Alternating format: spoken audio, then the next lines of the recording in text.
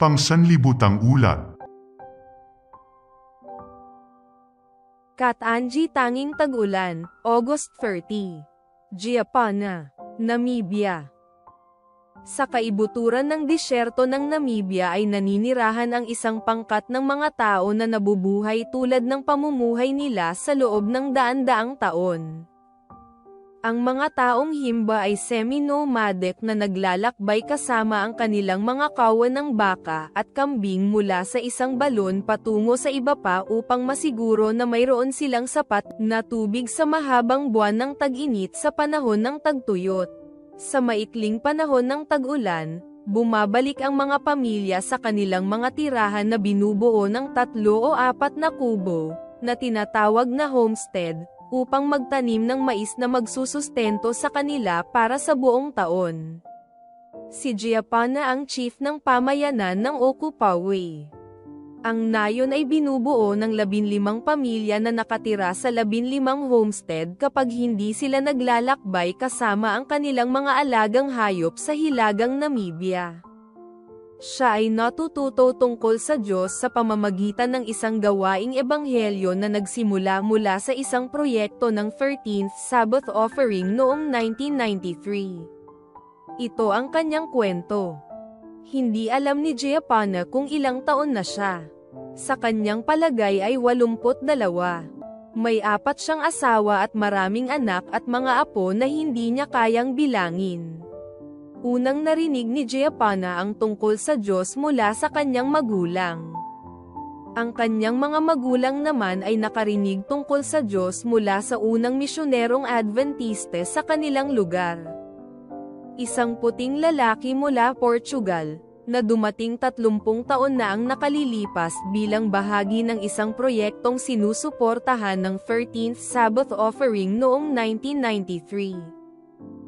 Sinabi sa akin ng aking mga magulang na kailangan natin magbigay luwalhati at parangal sa Diyos, ang wika ni Giapana. Nagpasya akong sundin ang aking mga magulang. Kaya nang siya'y maging chief ng nayon, lumapit siya sa Adventist Church upang humiling ng sino mang magtuturo sa kanya at sa kanyang mga tao tungkol sa Diyos. Isang Bible worker ang dumarating sa araw ng Sabbath at nagbabasa ng Biblia sa ilalim ng punong kahoy. Nakikinig si Giapana. Tulad ng maraming taong Himba, hindi siya kailanman pumasok sa paaralan at hindi marunong magbasa. Pagkatapos, naghanda ng 2 linggong crusade ang Bible worker. Nagdala siya ng projector at generator. At kanyang ipinalabas sa screen ang mga imahe sa isang toldang itinayo sa di kalayuan sa punong kahoy. Dumalo si Giapana sa crusade. Interesado siyang malaman ang marami pa tungkol sa Diyos.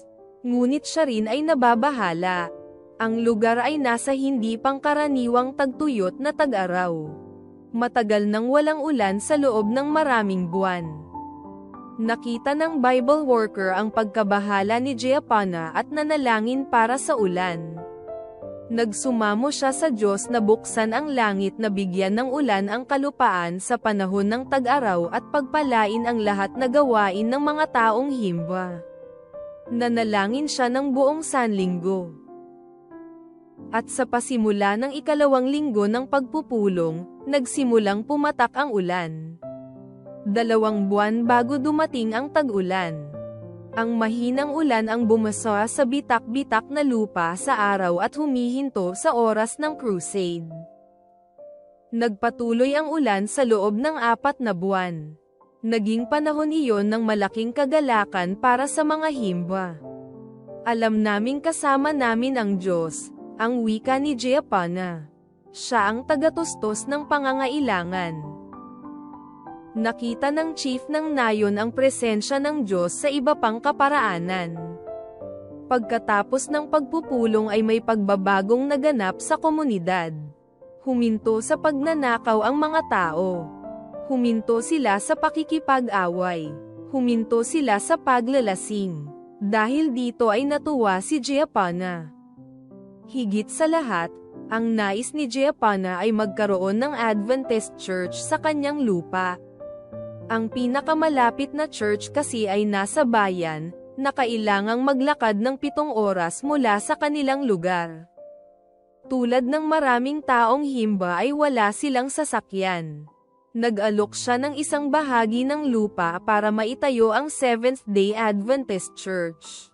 Ang gusto ko'y isang sambahang gusali, ang wika niya. Gusto ko ng lugar na sambahan. Iyan lang ang tangi kong kahilingan.